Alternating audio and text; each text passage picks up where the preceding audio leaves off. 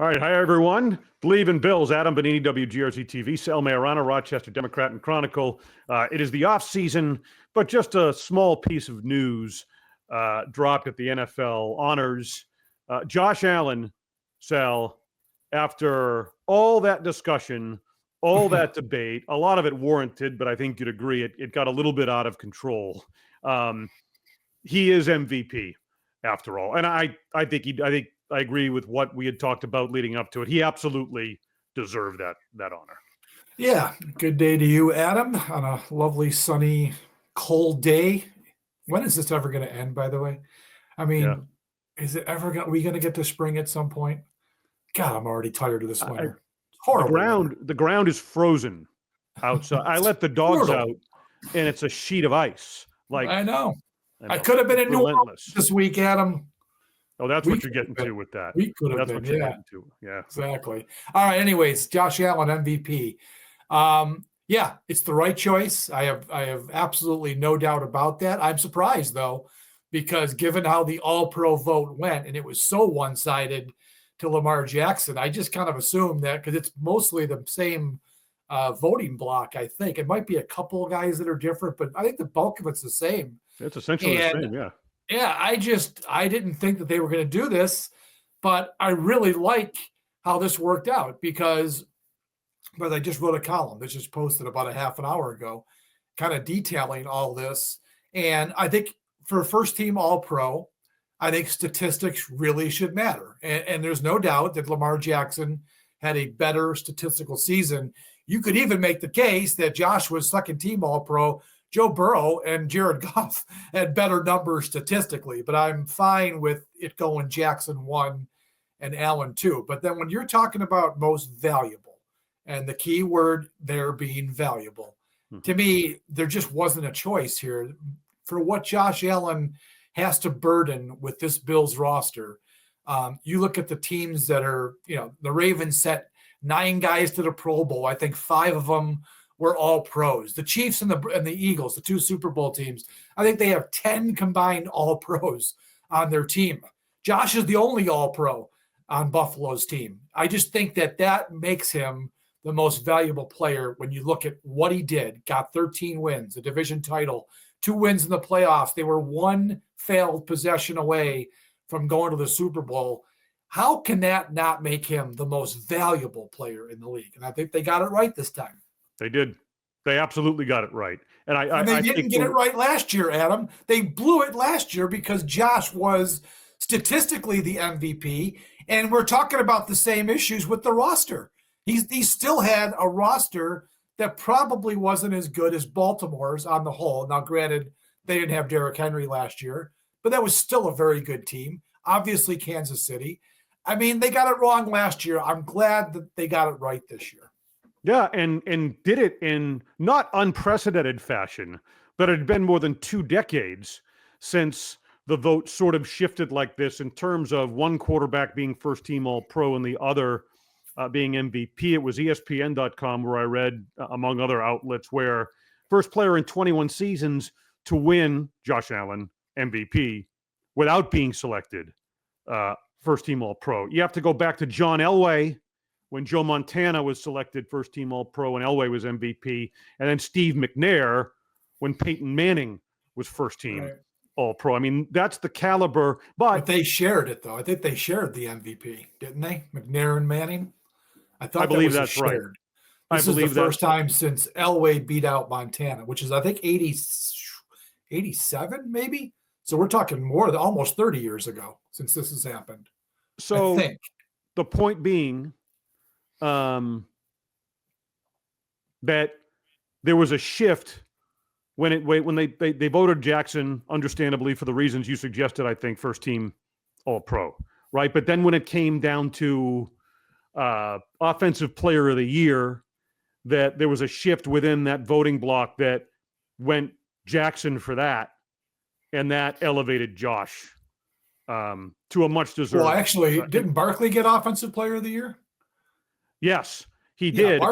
But there were votes that shifted in Jackson's favor for that award. That was the dynamic that changed. That's why the split took place, where you have Allen as MVP and Lamar Jackson as first-team All-Pro. That's the dynamic of what went in. And so that's the mechanism, I guess, is my point, Sal, by which they ultimately got this right. I mean, I think this is as dead on as you can possibly get in terms of honoring and sort of defining each of those players' contributions to his respective teams. I agree. Go ahead and do your ad read, and we'll get back into it. Yeah, let's do it. Let's go Bet Online. Biggest weekend of the year is upon us, Super Bowl weekend, which means more updated odds and props for Super Sunday, hundreds of prop bets and exclusive in-game betting, everything and more to enhance your game day experience. The world's most trusted betting platform, your number one source for online betting. Bet Online. Game starts here. All right, a couple of other items now that we have the MVP discussion taken care of. Actually, before we move on, I just wanted to talk about Josh's reaction to it. I think there's something in that. I was very impressed with how he handled himself up there on the stage. And I know we had heard from him and we had talked about the fact that he really, quote, doesn't care about individual honors. And I understand that narrative and the point he's trying to make there, because he'd much rather be playing, Sunday against the Philadelphia Eagles. I understand all that, and the championship is the top priority. But I felt it's an obvious, and I don't fault him for this. In fact, I applaud him for it.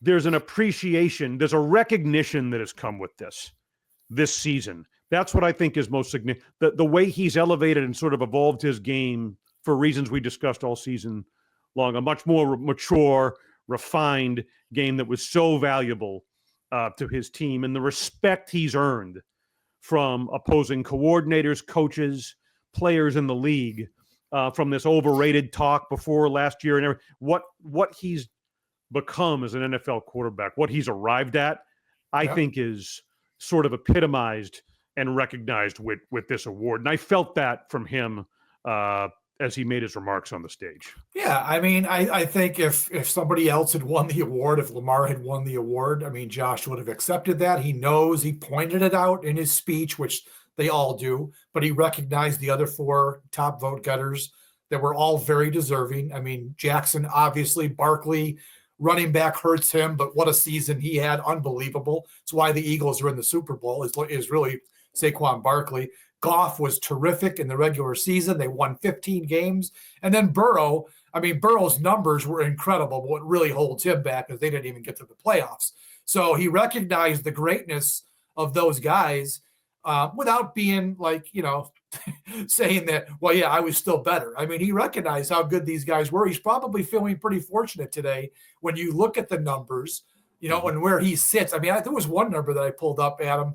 He ranked 27th in the league in completion percentage this year. I mean, he was 14th in passing yard. I mean, his numbers were really not where we would usually see MVP numbers, at least in the past, right? His numbers were not great, but I think it really says something about the people who voted. They looked beyond the numbers. And I think a lot of times you have to do that when you're voting for these MVP, no matter what sport it is. It isn't always about the numbers. Look at the leadership that Josh Allen provides this Buffalo team, the burden that he shoulders in every single game. Look at the roster around him. He has no difference makers on offense outside of, I guess, Deion Dawkins and then maybe James Cook. And then on defense, there's no difference makers. He has to outscore teams most weeks because the defense really wasn't that good this year.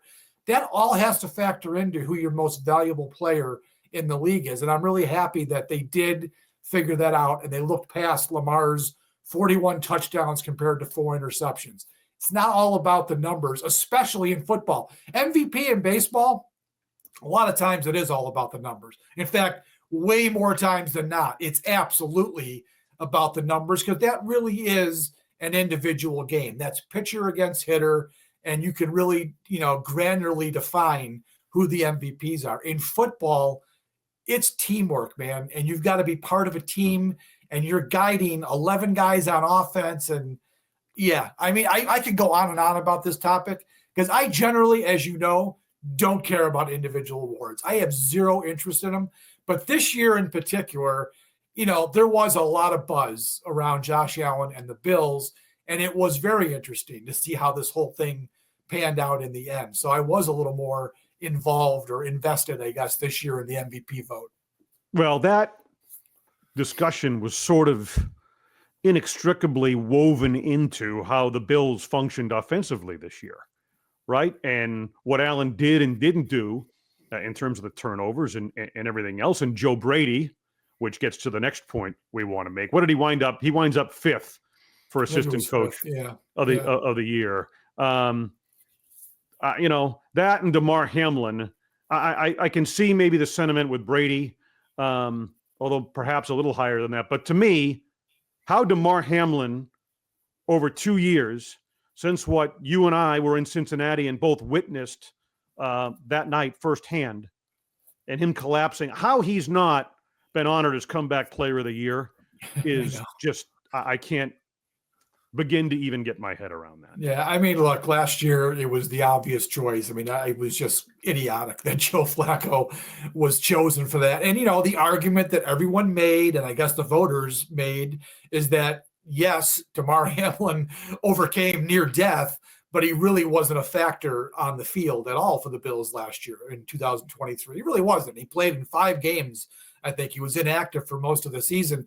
So I understand where they're thinking, but for Christ's sakes, he still made an NFL roster, still played on special teams in 5 games after nearly dying on the field. It was absurd that he didn't get it just for that. And Joe Flacco gets off his couch and leads the Browns to the playoffs. Big deal. I mean, what did he overcome? And then this year, you would think they would have amended that stupid decision, right? Because DeMar Hamlin did rise up and win the starting job at safety for the Bills. He played in, I don't know what it ended up being, 14 games, but whatever many games he played, he started in all of them, and he did contribute to a Bills run to the AFC Championship game.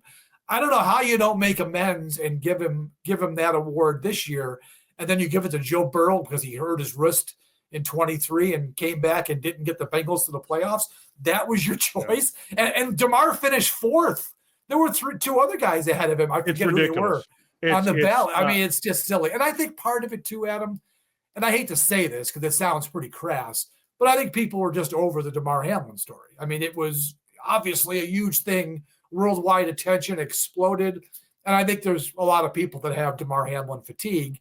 So I can understand that. But still, when you get right down to the root of it, this guy overcame more and came back from more than almost any player in NFL history when you get right down to it. So that was kind of criminal that he didn't win. It's one of the most amazing stories in the history of sports.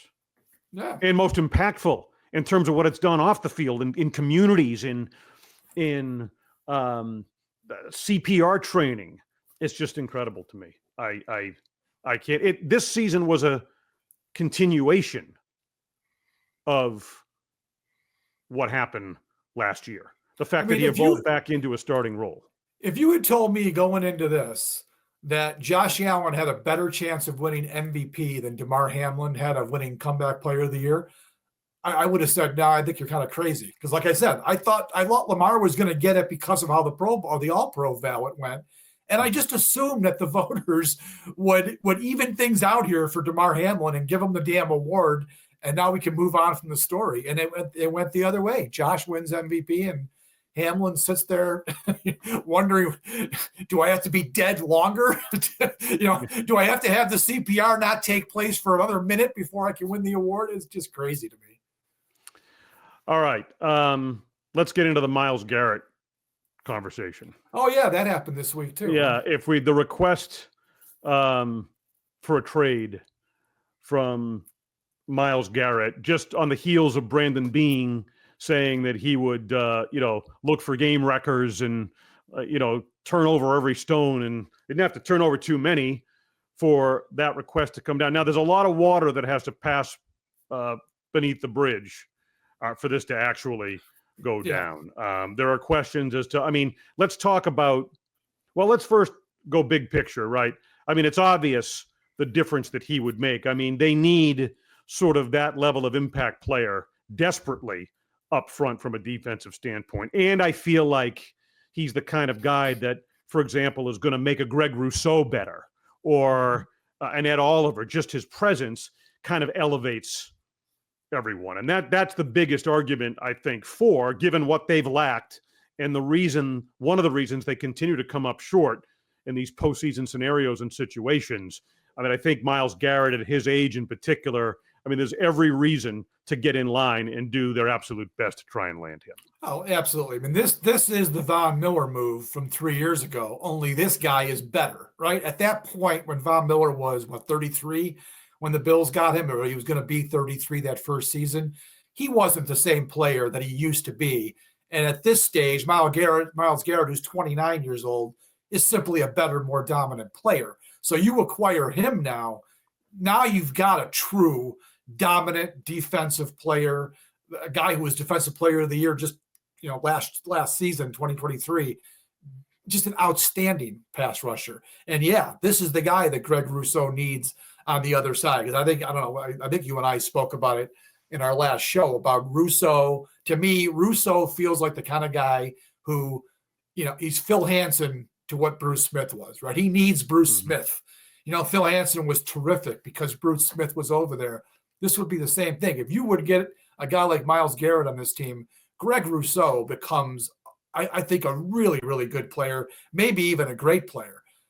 Now, is this going to happen, Adam? I really find it hard to see how the Bills can pull this off. Now, one of the big stumbling blocks is going to be the Browns are going to want draft picks, and the Bills are picking late, man. This is not they can send them a first round pick. Hell, they can send them next year's as well. But the Bills are going to be picking 30th this year and, hopefully 32 next year, but probably in that 28 to 32. Those first round picks really aren't all that valuable when you get right down to it for what the Browns need in a major rebuild. You could get creative and send them a bunch of seconds and thirds and whatever. But now you're really depleting your draft capital by doing that to get one guy.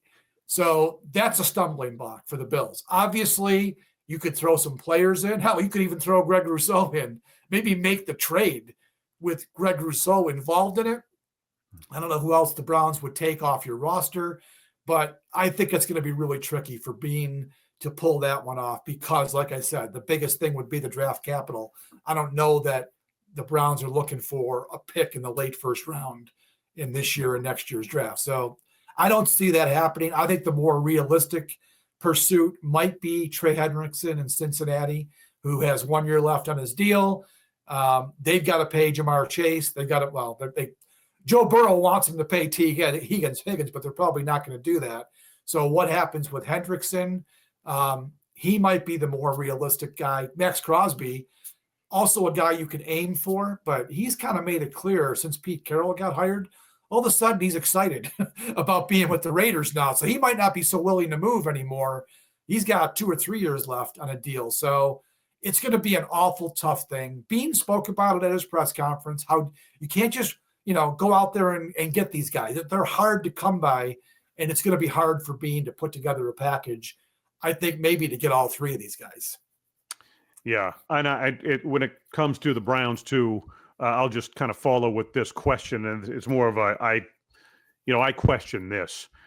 First of all, I think it's going to take 2 quality first-round picks this year and next to even be in the discussion, right? Maybe a player like Rousseau, it's an excellent point, but teams will be lining up, and I agree with your point on the draft capital and the haul. And in light of that, right? How willing? I mean, I think if the Browns had a preference, they'd move him out of conference. Don't you think? Yeah, they'd send him to the I think they would like to do that. I mean, it's better than trading him in your division, but yeah, they probably would want to move him out of the conference too. That I ain't even mentioned salary cap, Adam. If you're going to acquire Myles Garrett, you're going to have to sign him to an extension. And I know Spotrac had it at, I think it was 4 years, $140 million, so $35 million a year. Where is Buffalo going to find the room with all the other guys that, they would like to extend, some of their own guys? I don't know. I mean, people say their salary cap's not real. Dude, the salary cap is real. And that would be another major obstacle. I'm not quite sure where they can find the room to do it. So we can get excited about it, and it's cool that he requested the trade, but I just don't see it. If the Bills had $80 million in cap space, yeah, maybe like the Commanders have about that. The Patriots have that. Yeah. They could definitely, with the draft pick that they're picking, what are they picking, like top 5 or something, whatever it ended up being. I mean, that's a team you look at and say, man, they could put a package together. I just can't see how the Bills can do it. No, good point. All right, Sal Maiorana, that takes care of the latest news. We will be back weekly, and I think we'll be back next week to really begin charting the course for the offseason. For I've had a couple of questions from listeners of this show. When are you guys? We're going to try and keep it going on a weekly basis, and as news breaks, and obviously Josh winning the MVP qualifies as that. So that's the latest edition, Bleav in Bills. Sal Maiorana can continue to read his work in the Rochester Democrat and Chronicle. And I am Adam Benigni. We continue with Sports Talk Live Buffalo Monday nights at 7 o'clock on Channel 2 all the way through June. So the season ends, but the coverage continues. Sal, thanks as always, man. Okay, man. Good talking to you, Adam. All right. Good talking to you. Thanks for being with us, everybody. And we'll talk to you next week after the Super Bowl. This is Bleav in Bills.